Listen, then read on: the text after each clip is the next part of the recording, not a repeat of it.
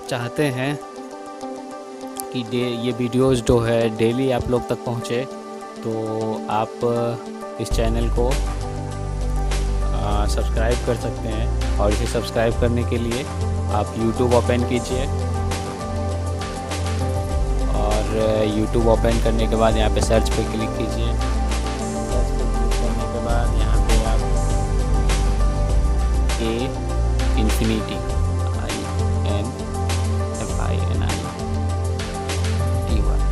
Infinity space दीजिए, study ये type करने के बाद इसको सर्च कीजिए। और सर्च करने के बाद यहाँ पे इन्फिनिटी स्टडी पे क्लिक कीजिए, और क्लिक करने के बाद यहाँ पे आप इस चैनल पे क्लिक कीजिए, इन्फिनिटी स्टडी पे।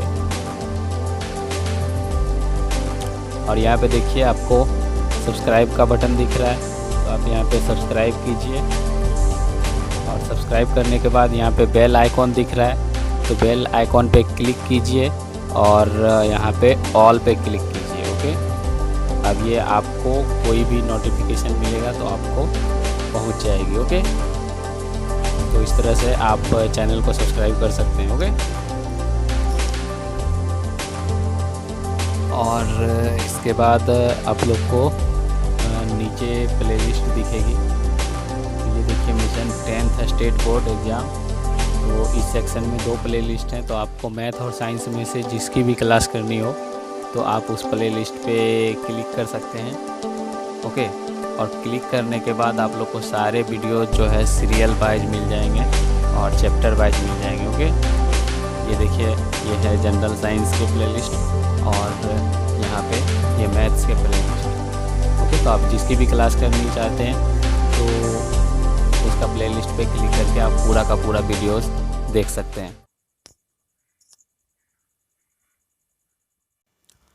Hello guys, good morning everyone, welcome to infinity study first step of success. स्वागत है आप सभी का India's online education infinity study पे। और जैसा कि आप सभी जानते हैं, ये आदित्य इन्फिनिटी ग्रुप का ही एक हिस्सा है। तो उम्मीद है कि आप सभी जो है डेली क्लास कर रहे होंगे, रेगुलर क्लास कर रहे होंगे, और अपने एग्ज़ाम की प्रिपरेशन अच्छी तरीके से कर रहे होंगे। ठीक है, तो सबसे पहले हम लोग डेली करेंगे, मतलब सबसे पहले हम लोग डिस्कस करेंगे ये होमवर्क को, और उसके बाद फिर देखेंगे कि आज हम लोग को क्या क्या पढ़ना है। ओके, तो चलिए सबसे पहले होमवर्क पे चलते हैं।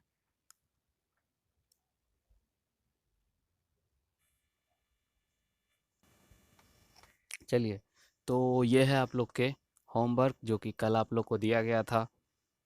तो उम्मीद है कि आप लोग इसको भी कर रहे होंगे, और आपको कुछ याद करने के लिए भी दिया गया था। तो इसको जो है आप लोग याद कर लीजिए, क्योंकि कौन सी मटेरियल में कौन सा एसिड पाया जाता है, यानी कौन सा अम्ल पाया जाता है। तो ये जो है बहुत बार ऑब्जेक्टिव टाइप के क्वेश्चंस में पूछे जाते हैं, इसको आप लोग याद कर लेंगे। ओके, हाँ, तो देखते हैं आज का फर्स्ट क्वेश्चन। तो आज का आप लोग का पहला क्वेश्चन था कि आपके पास जो है क्या है, आपके पास 2 बिलियन है ए और बी, ठीक ना, जिसमें ए का पीएच मान 6 है और बी का जो है पीएच मान 8 है। तो कौन सा बिलियन जो है क्षारीय होगा और कौन सा बिलियन जो है अम्लीय होगा, ठीक ना, यही आपसे पूछ रहा है। और एक चीज़ पूछ रहा है कि इनमें किसमें जो है हाइड्रोजन आयन की सांद्रता अधिक होगी। ठीक है, तो हम लोग जानते हैं कि मतलब जिसका पीएच मान कम होता है तो उसमें हाइड्रोजन आयन अधिक होते हैं।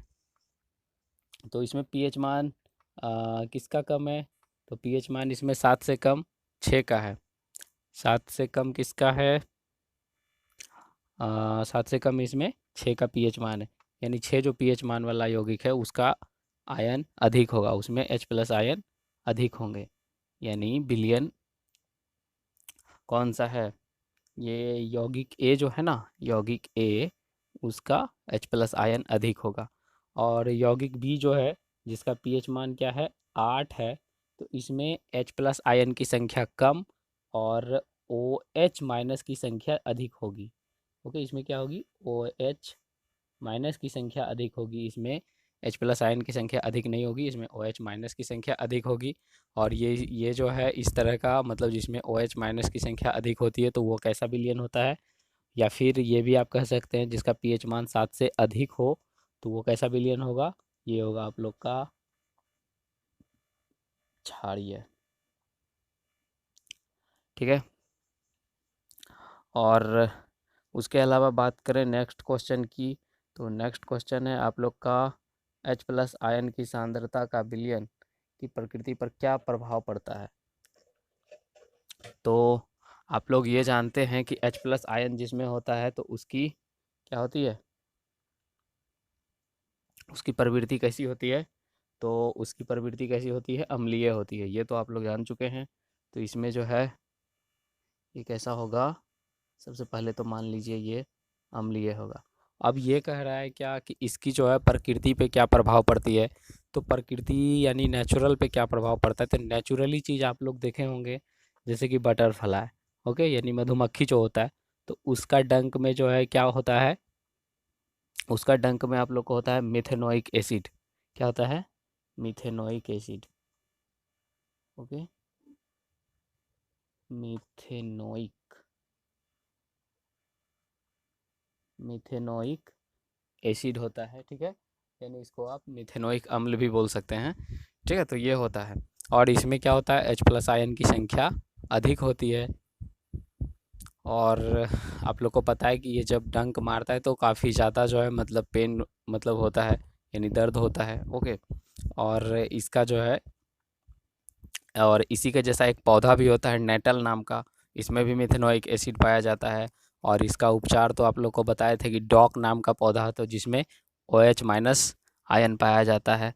तो अब आप लोग के पास इसका जवाब आप लोग आसानी से दे सकते हैं कि H प्लस आयन का प्रकृति पे प्रभाव पड़ता है, जिस प्रकार की मतलब मधुमक्खी में जो है H प्लस आयन वाले एक अम्ल मिथेनोइक एसिड पाए जाते हैं, उसी तरह नेटल पौधे में भी H प्लस आयन वाले एक अम्ल मेथेनोइक अम्ल पाए जाते हैं।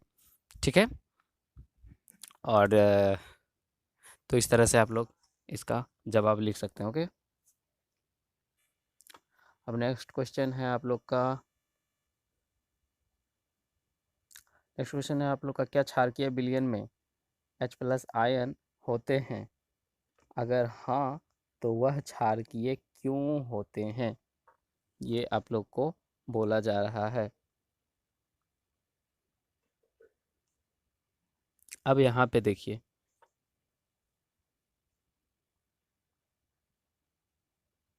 चलिए अब हम लोग बात करेंगे किसी क्षारकीय विलयन की। तो क्षारकीय विलयन में भी H प्लस आयन होते हैं, लेकिन उसमें क्या होते हैं, H प्लस आयन कम होते हैं और OH माइनस वाले आयन जो है वो अधिक होते हैं। इसी वजह से वो जो है क्षारकीय होते हैं। तो इसका आंसर आप लोग को मिल गया होगा। ओके, इसका आंसर आप इस प्रकार से लिख सकते हैं कि हाँ, क्षारकीय विलयन में H प्लस आयन होते हैं, और उसके बाद है अगर होते हैं तो ऐसा वो मतलब क्षारकीय क्यों होते हैं, तो लिखेगा कि इसमें मतलब क्योंकि इसमें क्या होते हैं, क्योंकि इसमें OH माइनस की संख्या अधिक होती है। ओके, उसके बाद है नेक्स्ट क्वेश्चन आपका क्वेश्चन नंबर 4। तो क्वेश्चन नंबर 4 में है आप लोग का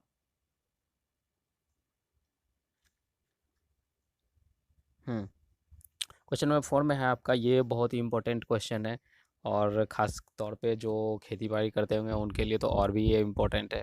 ओके, तो ये क्वेश्चन जो है आप लोग का, कोई किसान खेत खेत में मृदा की किस परिस्थिति में जो है वो किस चीज़ का प्रयोग करता है, बिना बुझा हुआ चूना का, बिना बुझा हुआ चूना का प्रयोग करता है, यानी कैल्शियम ऑक्साइड का प्रयोग करता है। किस स्थिति में वो इसका क्या बोलते हैं, इसको CaO, इसको बोलते हैं बिना बुझा हुआ चूना। किस स्थिति में वो अपने खेत में बिना बुझा हुआ चूना का प्रयोग करता है, और और इसमें क्या है,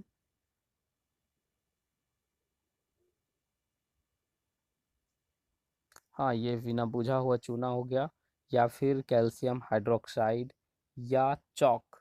चौक बोलते हैं किसको, कैल्शियम कार्बोनेट। यानी इन तीनों में से किसी एक चीज़ का प्रयोग करता है, या तो CaO का, या फिर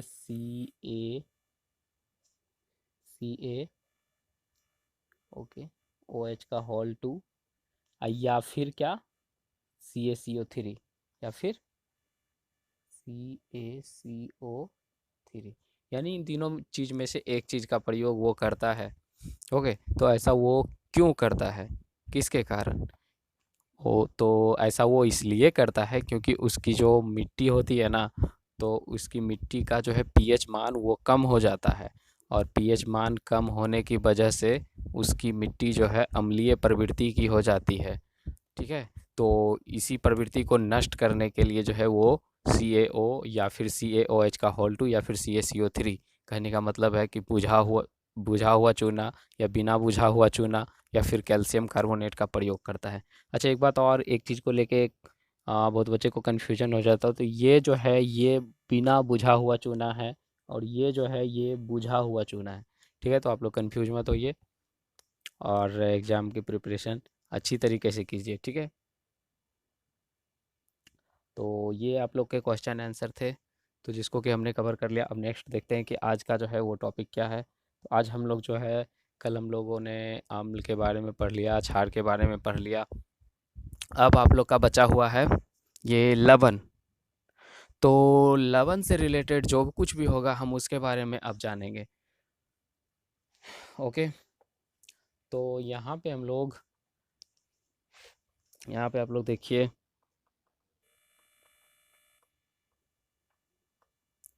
यहाँ पे आप लोग का है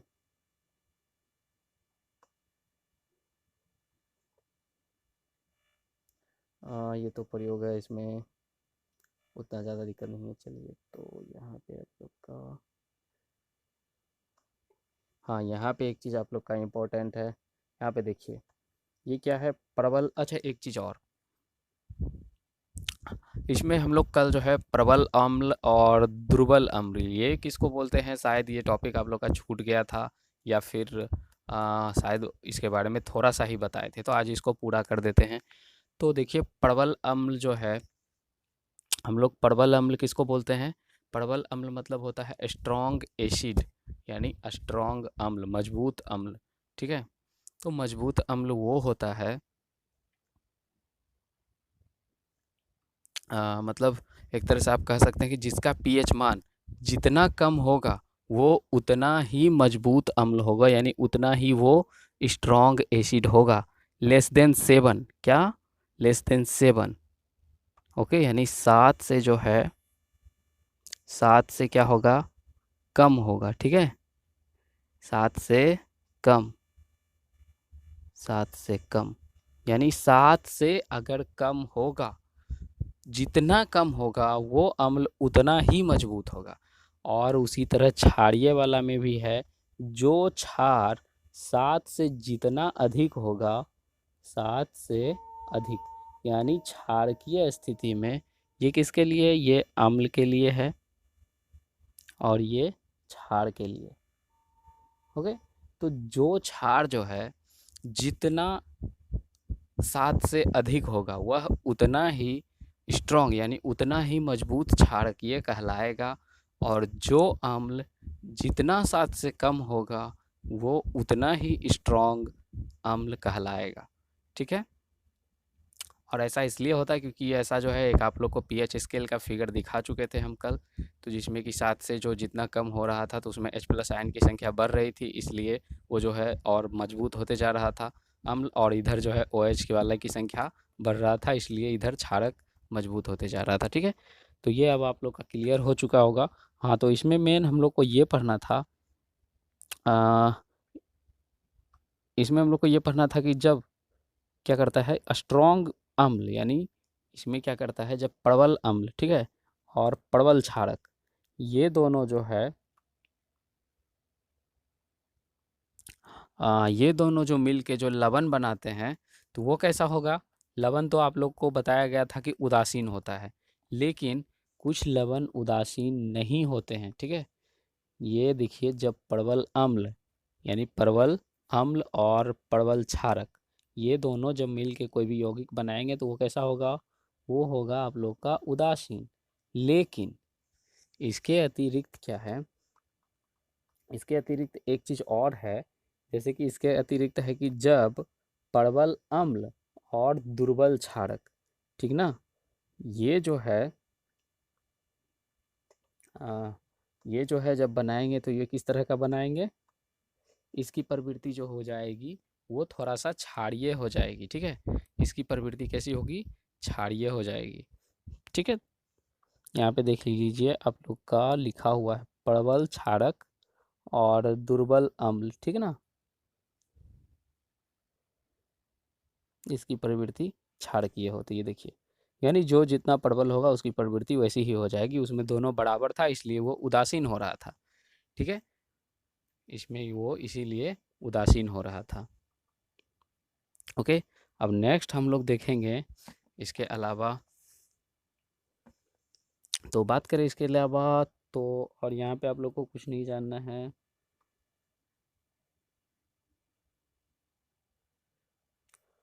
साधारण नमक से जो है क्या क्या बनते हैं यहाँ पे वो बताया गया है, किस तरह से प्राप्त होते हैं, ठीक ना।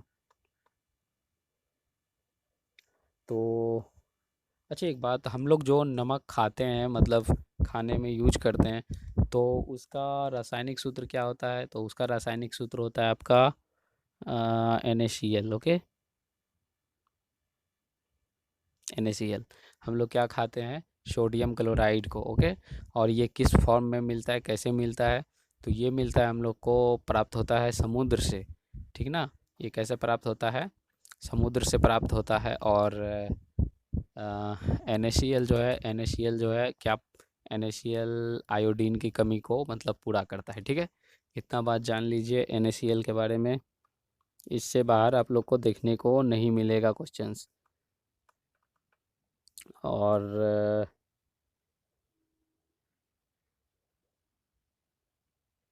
एक चीज़ और है, जैसे कि ये तो चलिए छोटे छोटे फॉर्म में पाए जाते हैं, पानी में घुले हुए होते हैं ये NaCl, लेकिन इसके अतिरिक्त जो है ना एक ठोस क्रिस्टलीय नमक पाए जाते हैं, ओके। और ये जो होते हैं, ये नमक बनते कैसे हैं, तो ये बहुत मतलब युग जो होता है ना, मतलब किसी मतलब बहुत सारे मिलियंस ऑफ ईयर यानी बहुत मतलब बरसों के बाद जो है ना, थोड़ा सा जहाँ जहाँ पे मतलब समुद्र का एरिया सूखता है ना, तो वही सूखने के बाद जो है इसका निर्माण होता है। और इस नमक को क्या बोलते हैं ये, अच्छा इसका कलर जान लीजिए, इसका कलर जो होता है वो हल्का भूरा कलर का होता है, यानी हल्का ब्राउन कलर का होगा इसका कलर, ये क्रिस्टलीय वाला का, ठीक है। क्रिस्टलीय नमक जो होते हैं ये थोड़ा सा ठोस होते हैं, ठोस के फॉर्म में पाए जाते हैं, तो इसका कलर जो है ब्राउन कलर का होता है। और इस नमक को जो है ना खनिज लवण बोलते हैं, तो खनिज लवण आप लोग को याद रखना है, कभी कभी पूछ देता है कि खनिज लवण किसे बोलते हैं या कैसे प्राप्त होता है, तो अब आप लोग आसानी से जान गए होंगे कि ये जो है कैसे प्राप्त होता है, ओके। तो खनिज लवण के बाद अब हम बात करें,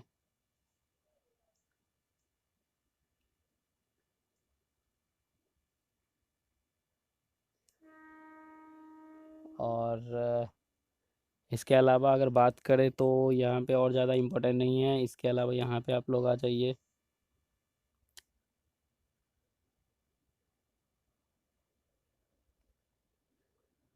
हाँ, साधारण नमक से जो है ना क्या क्या चीज़ बनाया जाता है वो अब आप लोग को जानना है। तो साधारण नमक से जो है ना बहुत सारा चीज़ बनाया जाता है, जैसे कि हो गया सोडियम हाइड्रोक्साइड हो गया, और फिर सोडियम बाइकार्बोनेट हो गया, फिर उसके बाद जो है धोवन सोडा हो गया, ठीक है। और तो इसी तरह से बहुत सारा चीज़ बनाया जाता है, तो हम लोग उसके बारे में देखते हैं कि क्या क्या चीज़ बनाया जाता है, वो किस तरह से बनता है, ओके। तो यहाँ पे हम लोग देखते हैं, चलिए सबसे पहले जो है, सबसे पहले है आप लोग का सोडियम हाइड्रोक्साइड। तो सोडियम हाइड्रोक्साइड को किस तरह से बनाया जाता है वो हम लोग सबसे पहले देखते हैं। तो यहाँ पे देख लीजिए सोडियम हाइड्रोक्साइड जो है आप लोग का, यहाँ पे ये देखिए, नमक को जो है क्या कराया जाता है, नमक को इलेक्ट्रोलाइसिस, नमक को जल के साथ, यानी क्या किया जाता है, पहले नमक को जल में घोल दिया जाता है और उसके बाद उसको क्या कराया जाता है, इलेक्ट्रोलाइसिस यानी विद्युत अपघटन। विद्युत अपघटन कराने के बाद क्या होता है, ये जो है ना, ये आपस में जो है कुछ यौगिक टूटते हैं, यानी ये जो देखिए ये NaCl सॉरी NaOH का, यानी NaOH। ओके।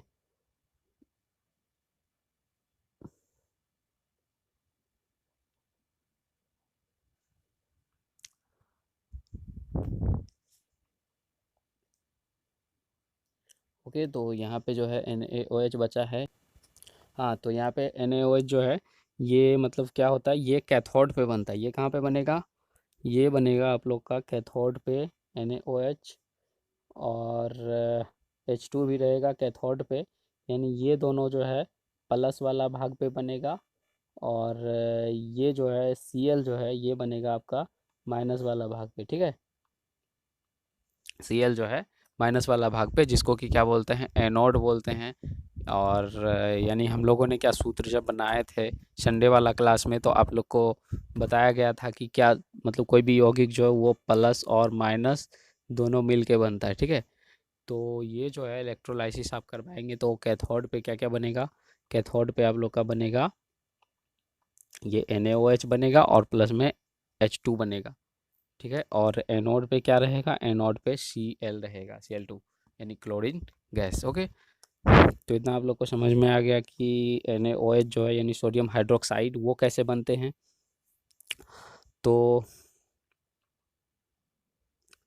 उसके बाद जो है, उसके बाद यहाँ पे और ज़्यादा कुछ नहीं है। उसके बाद हम लोग इसका यूज देख लेते हैं, ये तीनों का यूज देख लेते हैं कि कहाँ कहाँ पे होता है, इसका यूज कहाँ पे होता है, इसका यूज कहाँ पे और इसका यूज कहाँ पे। हो गए, तो ये तीनों का यूज हम लोग देख लेंगे यहाँ पे, देखिए। चलिए इसको थोड़ा सा जूम कर देते हैं आप लोग के लिए, या फिर इतना में भी आप लोग को दिख जाएगा। चलिए, तो देखिए सबसे पहले क्लोरीन का यूज अगर हम लोग देखें तो क्लोरीन का यूज जो होता है, क्लोरीन का यूज होता है स्वच्छता में, स्वच्छता के रूप में होता है, स्विमिंग पूल में होता है, और उसके बाद फिर इसका बात करें तो PVC बनाने में होता है, रोगाणुनाशक बनाने में, कीटाणुनाशक बनाने में, ठीक है। तो इस तरह के रसायन में क्लोरीन का यूज होता है। उसके बाद फिर बात करें अगर H2 का, तो H2 का यूज जो होता है वो कहाँ पे, H2 का यूज ईंधन के रूप में होता है, और उसके बाद फिर मार्गरीन का रूप में होता है, खाद बनाने के लिए होता है, और फिर अमोनिया के रूप में होता है, ठीक है। अमोनिया का सूत्र आप लोग को पता है ना, अमोनिया का सूत्र होता है आप लोग को NH3, ठीक है। तो इसको बनाने के लिए भी H2 का यूज होता है। उसके बाद अब बात आती है NaCl, यानी नमक का यूज होता है। तो नमक का यूज तो आप लोग सबसे पहले जानते होंगे कि इसका यूज जो है कहाँ पे होता है, इसका यूज सबसे पहले खाना बनाने में होता है। सॉरी, खाना बनाने में नहीं, खाना मतलब हाँ, खाना को बना के मतलब उसमें मिलाया जाता है या बनाने में मिलाया जाता है, मतलब किसी ना किसी रूप में नमक को लिया जाता है खाना में, ठीक है, खाना बनाने में नहीं। तो उसके बाद फिर नमक का यूज और कहाँ पे है, ग्रीस को हटाने में एक बहुत ही इम्पोर्टेंट बात है, मतलब ये पार्ट है कि ग्रीस को हटाने में जो है वो NaCl का उपयोग किया जाता है। और फिर साबुन बनाने में भी NaCl का उपयोग होता है। अपमार्जक, अपमार्जक किसको बोलते हैं, सर्फ को बोलते हैं, ठीक है, डिटर्जेंट पाउडर जो होता है ना, तो उसको बनाने में भी NaCl का उपयोग होता है। कागज़ को बनाने के लिए भी NaCl का उपयोग होता है। ओके, तो ये सारा चीज़ उसका उपयोग है। इसको आप लोग स्क्रीनशॉट करके अच्छे से अपना नोट्स भी बना लीजिएगा, जिससे कि आगे बार बार जो है ये वीडियो आप लोग को उतना ज़्यादा देखना नहीं पड़े। ओके, इसका नोट्स प्रॉपर तरीके से बना लीजिएगा अच्छी तरीके से। और ये देखिए इस तरह से आप लोग का इलेक्ट्रोलाइसिस कराने के बाद जो है ना, इस तरह से ये आप लोग का निर्माण होता है। ये देखिए, ये है आप लोग का क्या है, ये है कैथोड, प्लस वाला भाग है, ठीक ना। और ये भी जो है प्लस वाला ही भाग है, और माइनस वाला भाग कहाँ पे है, यहाँ पे।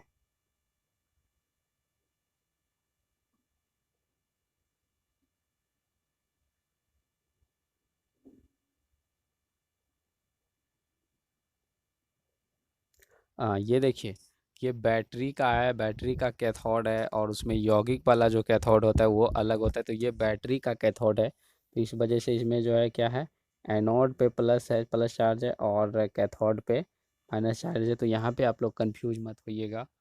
ओके, यौगिक में जो होता है जिस पे प्लस चार्ज होता है वो क्या होते हैं, वो आप लोग का कैटायन होते हैं, और जिस पे माइनस चार्ज होता है वो एनायन होते हैं। ठीक है, आप लोग कंफ्यूज इसको लेके मत कीजिएगा।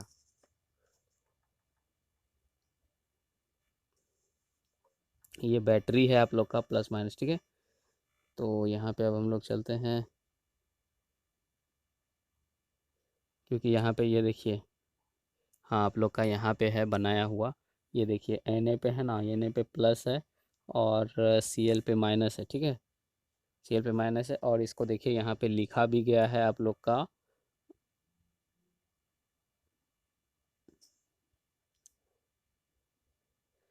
लिखा गया तो नहीं है, होगा मतलब थोड़ा सा इसका, और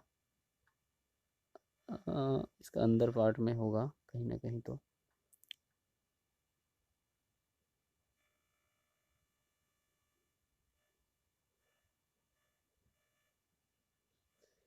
ओके, तो ये आप लोग कैथोड एनोड का मतलब कन्फ्यूजन को लेके मत चलिएगा। ओके, इतना जान लीजिए कि जिस पे जो है प्लस चार्ज होता है उसको क्या बोलते हैं हम लोग, कैटायन बोलेंगे, और जिस पे माइनस चार्ज होगा उसको एनायन बोलेंगे। ओके,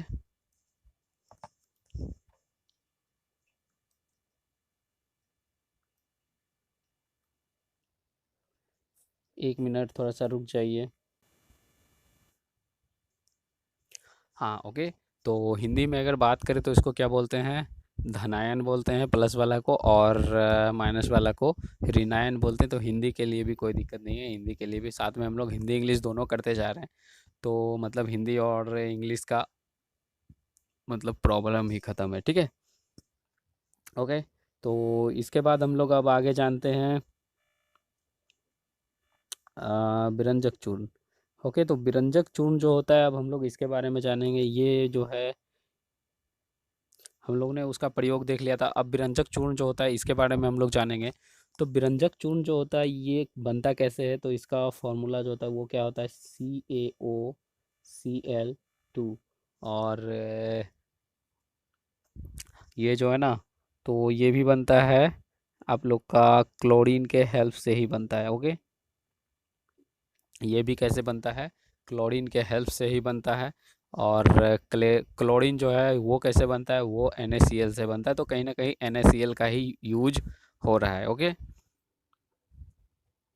जैसे कि क्लोरीन का निर्माण जो है वो NaCl के द्वारा ही होता है, और यहाँ पे, और जब क्लोरीन बन जाता है तो फिर उसको जो है किस रूप में उसको बनाते हैं हम लोग, CaOCl2, यानी कि उसको क्या बोलते हैं, बिरंजक चूर्ण बोलते हैं।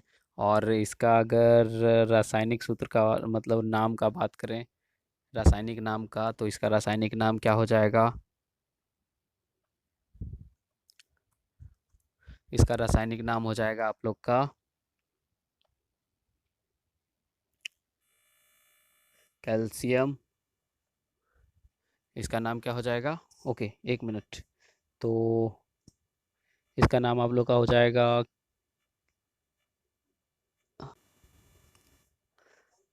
हाँ 1 मिनट, तो ये इस तरह से था, यानी कि हाँ ये CaOCl2, यानी इसका नाम जो है यहाँ पे देखिए हम लोग इस टाइप के मतलब लास्ट में जो रहता था इस टाइप का, तो इसको क्या बोलते थे, O8। इसमें क्या जोड़ने के लिए बोले थे संडे वाली क्लास में, O8, यानी ये क्या हो जाएगा, कैल्शियम, और यहाँ पे चूँकि क्लोराइड है तो यहाँ क्लोरीन है, ये हो जाएगा कैल्शियम क्लोरेट। ये क्या हो जाएगा, कैल्शियम क्लोरेट।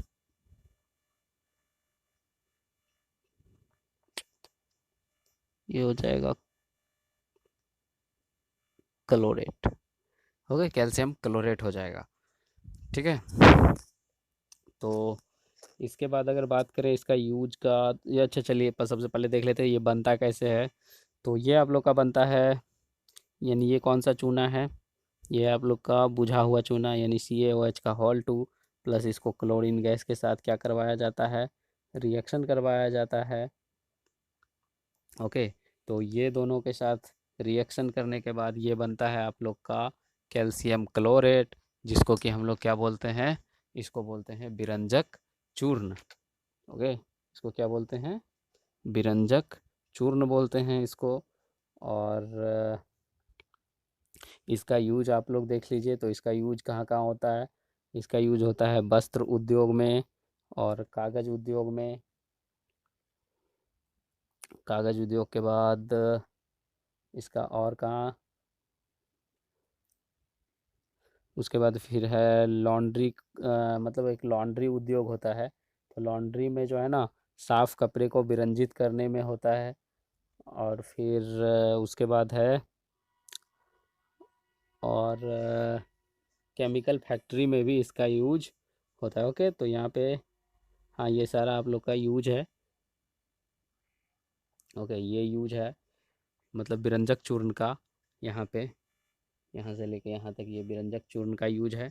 और फिर विरंजक चूर्ण के बाद फिर बात आता है बेकिंग सोडा का। तो बेकिंग सोडा जो है ये भी बनता है आप लोग का किससे, तो बेकिंग सोडा जो बनता है ये भी बनता है आप लोग का NaCl से ही बनता है। ओके, NaCl को क्या करते हैं, NaCl के जलीय विलयन को कार्बन हाइड्रोक्साइड के साथ उपस्थिति में क्या करते हैं, अभिक्रिया करवाते हैं। ओके, और अभिक्रिया करने के बाद ये क्या बन जाता है, ये बन जाता है आप लोग का NH4Cl। ओके, NH4Cl किसका सूत्र होता है, ये होता है अमोनियम क्लोराइड का फॉर्मूला होता है। और उसके बाद बनता है NaHCO3, यानी इसको क्या बोलते हैं, इसको बोलते हैं बेकिंग सोडा, या फिर इसको खाने वाला सोडा भी बोला जाता है। ठीक है, तो आप लोग ध्यान रखिएगा, इसको बेकिंग सोडा, बेकिंग पाउडर और खाने वाला सोडा, इसका 3 नाम है। तो तीनों का अगर फॉर्मूला पूछे तो यही हो जाएगा NaHCO3। अब इसका यूज देख लेते हैं। तो इसका यूज आप लोग तो जानते होंगे, आप लोग के घर में भी यूज होता होगा। क्योंकि जब जो है ना, मतलब पूड़ी बनाया जाता है, या फिर फूलने वाला जो है, मतलब वैसा चीज़ बनाना चाहते हैं जो कि आप लोग का थोड़ा नरम हो और काफ़ी ज़्यादा फुला हुआ हो, अगर आप उस तरह का कोई भी चीज़ बनाना चाहते हैं तो इसका यूज आप लोग कर सकते हैं। ओके, और इसका यूज किया भी जाता है। ओके, ये देखिए।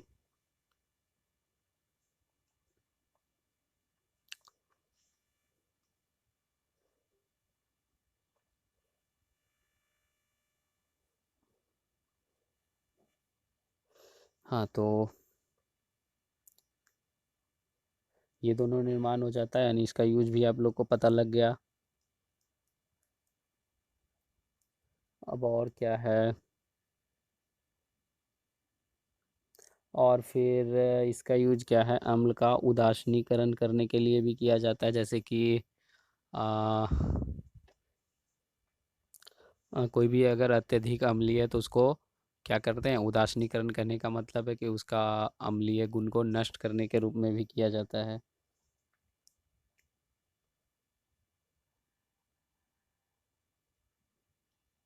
और ये देखिए, खाना पकाने में भी इसका यूज किया जाता है। ठीक है, तो बात करें इसके अलावा और क्या है।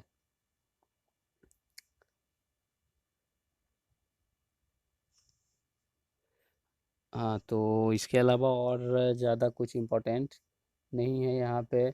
और फिर अगर हम क्या करेंगे, NaHCO3 को अगर क्या करेंगे, इसको अगर हीट देंगे, यानी इसको जब गर्म करेंगे, तो ये गर्म होने के बाद ये किस किस में टूट जाएगा, Na2CO3 में टूटेगा, और H2O में, और CO2 में, ये 3 भाग में टूट जाएगा। और Na2CO3 का यूज अब हम लोग जानेंगे और इसका नाम जानेंगे। तो Na2CO3 को क्या बोलते हैं, इसको बोलते हैं धोने का सोडा। क्या बोलते हैं इसको, धोने का सोडा बोलते हैं, धोने का सोडा। ठीक है, या फिर वॉशिंग सोडा बोलते हैं, या वॉशिंग पाउडर भी बोलते हैं। ठीक है, तो इसका भी आप लोग को 3 नेम, यानी 3 नाम इसका भी याद रखना है। वॉशिंग पाउडर, धोने का सोडा, या फिर एक नाम है आपका धोबन सोडा। ठीक है, तो इतना याद रखिए आप लोग।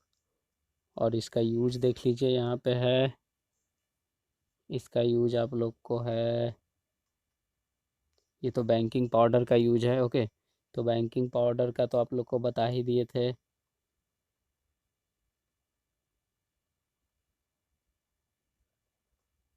बेकिंग पाउडर का यूज हो चुका था आप लोग का।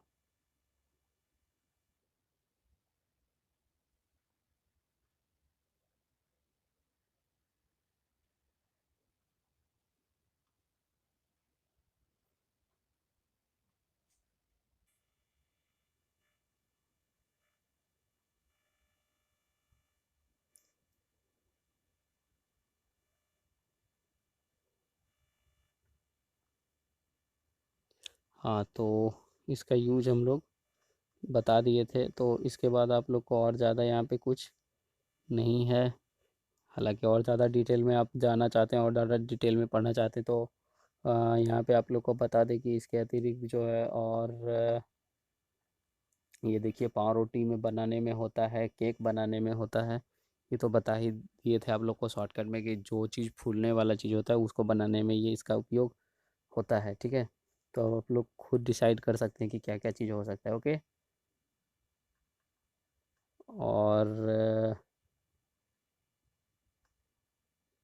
और यहाँ पे और ज़्यादा इम्पोर्टेंट नहीं है। ओके, तो यहाँ पे बात करें अब धोने का सोडा का, तो धोने का सोडा का सूत्र आप लोग को बताए थे Na2CO3। ओके, ये धोने के सोडा का फॉर्मूला है। और इसमें जो है ना, ये NO2CO3 जो है ना, ये धोने के सोडा का मतलब एक्चुअली ये रियल फार्मूला नहीं, ये उसका सिर्फ जो है एक स्ट्रक्चरल है। इसमें जो है ना एक चीज़ और रहता है, क्या वो रहता है आपका 10H2O। तो ये भी आप लोग ध्यान रखिए, इसी तरह का रहता है। ओके, ऑप्शन में अगर Na2CO3 और Na2 10H2O दोनों अगर दिया हुआ रहे तो आप लोग इसको टिक करके आएंगे। ओके, Na2CO3 10H2O, ठीक है, क्योंकि ये जो है ज़्यादा सही है। ओके, हाँ, तो यहाँ पे बात करें कि इसका निर्माण कैसे होता है, तो इसका निर्माण Na2CO3 से होता है। Na2CO3 जो है वो किसके साथ, जल के साथ अभिक्रिया करके Na2CO3 इंटू 10H2O का निर्माण करता है। इसी को क्या बोलते हैं हम लोग, धोने का सोडा बोलते हैं। और इसका यूज जो है किसी भी चीज़ को साफ़ करने के लिए किया जाता है, मतलब कपड़ा वगैरह ये सारा को। ठीक है, और यहाँ पे उसका उपयोग देखिए, उसका उपयोग जो है बोले थे ना कि मतलब देखिए उसका उपयोग कांच बनाने में भी होता है और साबुन और कपड़ा उद्योग में होता है। और इसके अलावा जो है बोरेक्स यानी NH4Cl को बनाने में होता है। साफ़ सफाई में होता है, ये तो आप लोग को पता लग ही गया होगा। और जल की कठोरता को हटाने में भी इसका यूज किया जाता है। ठीक है, सोडियम कार्बोनेट का। जल जब कठोर हो जाता है ना, जैसे कि होता है। अच्छा, एक बात और समझ लीजिए आप लोग कि कठोर जल जो है वो क्या होता है, सबसे पहले ये समझना ज़रूरी है। तो कठोर जल होता है मतलब वैसा जल जिसमें कि साबुन का झाग जो है वो आसानी से नहीं दे, या फिर किसी भी दाल को या फिर कोई भी जब चीज़ को आप बनाते हैं खाने में, तो वो जो है आसानी से नहीं गले। ओके, तो उस जल को समझ लीजिए कि वो जल जो है कठोर हो गया। और इसे दूर करने के लिए जो है किसका प्रयोग किया जाता है, सोडियम कार्बोनेट का प्रयोग किया जाता है, यानी Na2CO3 का प्रयोग किया जाता है। ठीक है, और ओके, तो बात करें इसके अलावा तो और यहाँ पे ज़्यादा कुछ इम्पोर्टेंट नहीं है।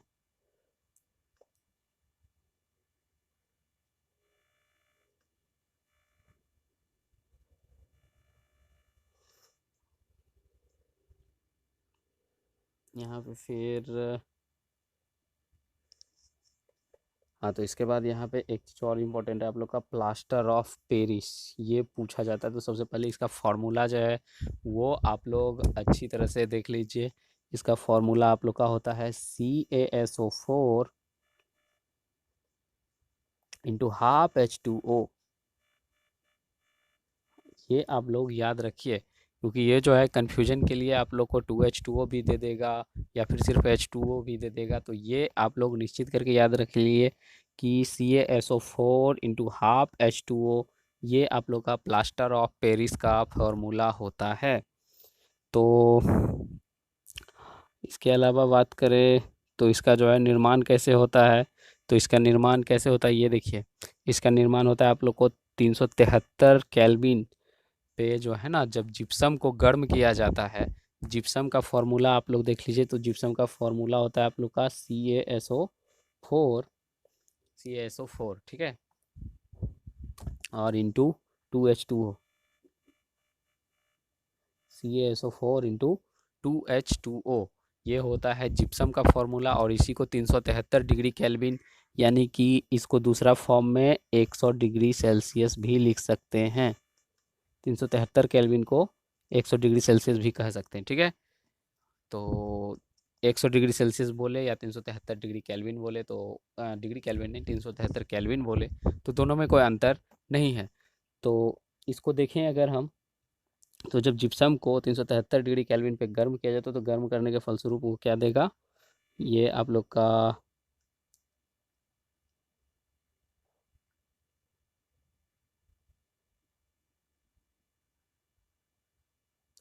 हाँ ये आप लोग का क्या देगा, जिप्सम देगा, ठीक है। तो यहाँ पे उसका रिएक्शन नहीं लिखा हुआ है, यहाँ पे जिप्सम का निर्माण कैसे होता है उसका समीकरण यहाँ पे लिखा हुआ है, ठीक है। यानी ये दो देखिए, जब प्लास्टर ऑफ पेरिस को जल में मिलाया, तो इसके मतलब बारे में हम लोग बाद में बात करेंगे। सबसे पहले हम लोग वो देख लेते हैं कि वो कैसे बनता है। तो उसका समीकरण चलिए मैं खुद लिख देता हूँ। तो उसको लिखने के लिए सबसे पहले जिप्सम का फॉर्मूला हम लोग लेते हैं, यानी CaSO4, ओके। और ये किसके साथ अभिक्रिया करता है, सॉरी अभिक्रिया नहीं करेगा, ये इंटू 2H2O, ये क्या होगा, हीट होगा, ओके। कितना डिग्री पे, 100 डिग्री सेल्सियस पे, या इसको 373 केल्विन भी आप लिख सकते हैं, कोई दिक्कत नहीं है। तो ये क्या होगा, आपस में टूटेगा, आपस में टूट के क्या बनाएगा, CaSO4 हाफ H2O, और प्लस में क्या बनाएगा,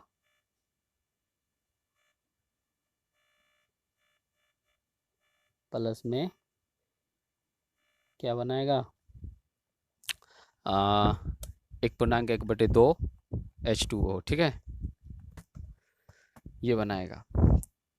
तो इसके बाद जो है अब बात करें तो ये किस फॉर्म में होता है, यानी प्लास्टर ऑफ पेरिस जो होता है, तो ये किस फॉर्म में होता है। फॉर्म का बात करें तो ये इस तरह से होता है, मतलब ये जो होता है ना, ये इस तरह से छोटा छोटा छोटा छोटा होता है, ओके।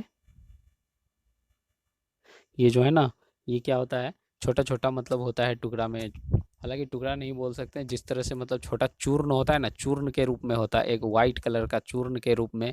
और इसमें जो है ना, जब जल मिलाते हैं तो ये क्या बन जाता है, ये कठोर बन जाता है, ठीक है। ये कैसा बन जाएगा, कठोर बन जाएगा। इसका यूज के बारे में भी अभी आप लोग को बताएंगे, लेकिन थोड़ा सा पहले इसको जान लीजिए। तो ये क्या होगा, चूर्ण के रूप में ये पाया जाता है, CaSO4 इंटू हाफ H2O, ये चूर्ण के रूप में रहेगा। और इसमें जब जल मिलाते हैं, तो जल मिलाएंगे तो ये बन जाएगा आप लोग का जिप्सम। और ये कैसा होता है, जिप्सम जो होता है वो कठोर होता है। तो इसका यूज कहाँ पे होता है वो जान लीजिए। तो प्लास्टर ऑफ पेरिस का यूज जो होता है, वो होता है हड्डियों को जोड़ने में, इसका यूज होता है, ठीक है। क्योंकि वो चूर्ण के रूप में रहता है, वहाँ पे दिया जाता है, और वो फिर जो है कठोर बन जाता है, जिप्सम के रूप में आ जाता है। तो हड्डियों को जोड़ने में इसका उपयोग किया जाता है, टूटी हुई हड्डियों को जोड़ने में। और बात करें इसके अलावा, तो खिलौना बनाने में भी उपयोग किया जाता है, और मूर्ति बनाने में भी इसका उपयोग किया जाता है, ठीक है। तो ये इसके उपयोग के बारे में अब आप लोग जान चुके हैं। उसके बाद यहाँ पे और कुछ इम्पोर्टेंट नहीं है, ठीक है। तो एक मिनट, हाँ। तो इसके अलावा जो यहाँ पे और ज़्यादा कुछ इम्पोर्टेंट नहीं है। तो ये है आप लोग के होमवर्क, इसको आप लोग नोट कर लीजिए, स्क्रीनशॉट ले लीजिए, या फिर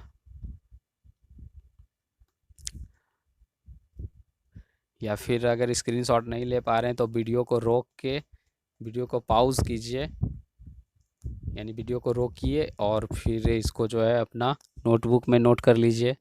ओके, और इसको जो है कल करने का कोशिश कीजिएगा, और आंसर करके उसके बाद क्लास आइए तो एक अलग ही मतलब आप लोग को मज़ा आएगा, ठीक है, क्लास करने में। ओके, जो भी होमवर्क दिया जाता है उसको पूरा किया कीजिए। ओके, तो उम्मीद है कि आप लोग को जो है ये सेशन अच्छी तरीके से समझ में आ रहा होगा, क्योंकि हम लोग जो है कंटेंट के साथ साथ काफ़ी डिटेल में इस सेशन को कर रहे हैं। और ये सेशन जो आप लोग का एग्ज़ाम के व्यू से ही नहीं बल्कि और मतलब अच्छी नॉलेज के लिए भी किया जा रहा है, तो आप लोग कंटेंट भी समझ पा रहे होंगे।